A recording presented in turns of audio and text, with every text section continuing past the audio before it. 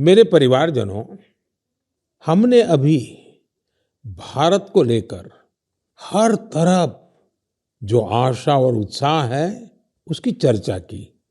ये आशा और उम्मीद बहुत अच्छी है। जब भारत विकसित होगा तो इसका सबसे अधिक लाभ युवाओं को ही होगा।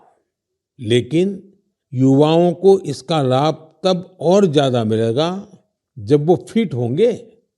आजकल हम देखते हैं कि लाइफस्टाइल रिलेटेड डिसीज के बारे में कितनी बातें होती हैं।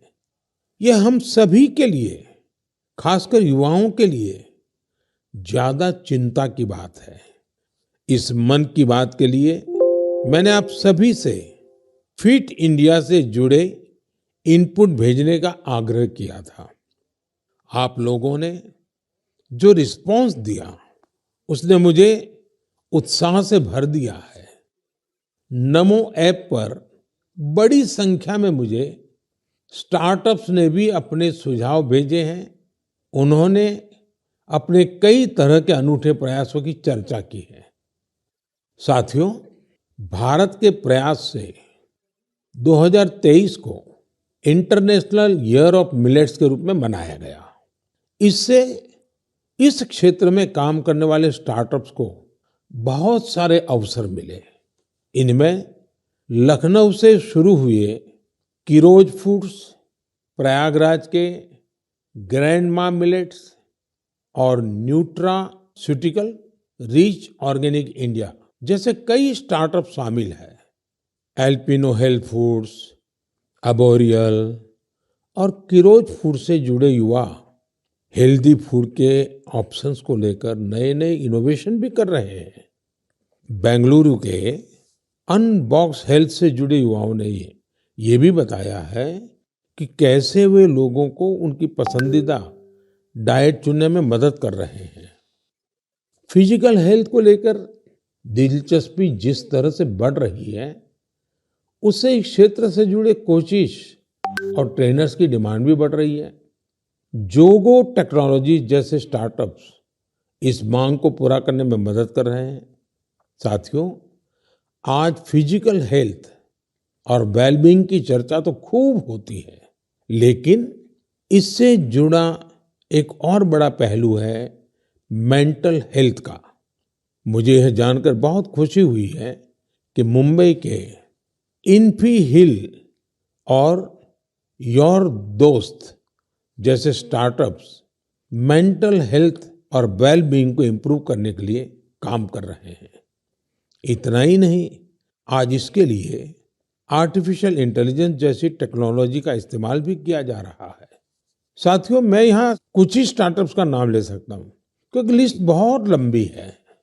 मैं आप सभी से आग्रह करूंगा कि फिट इंडिया के सपने को साकार करने की दिशा में इनोवेटिव हेल्थ केयर स्टार्टअप्स के बारे में मुझे जरूर लिखते रहें।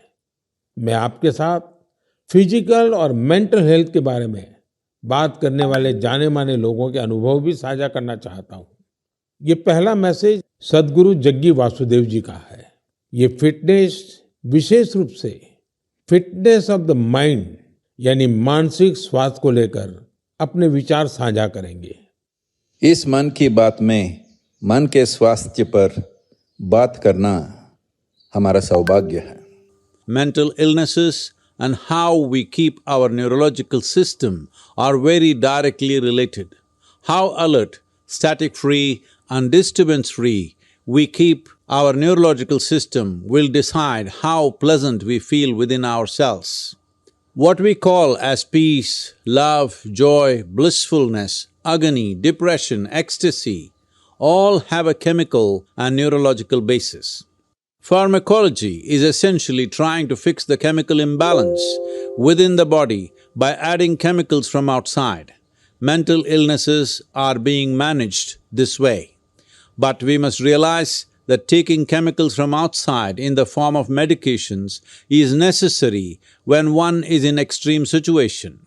Working for an internal mental health situation or working for an equanimous chemistry within ourselves, a chemistry of peacefulness, joyfulness, blissfulness, is something that has to be brought into every individual's life, into the cultural life of a society and the nations around the world and the entire humanity.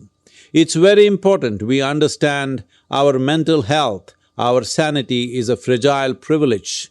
We must protect it, we must nurture it. For this, there are many levels of practices in the yogic system. Completely internalized processes that people can do as simple practices with which they can bring certain equanimity to their chemistry and certain calmness to their neurological system. The technologies of inner well-being is what we call as the yogic sciences. Let's make it happen.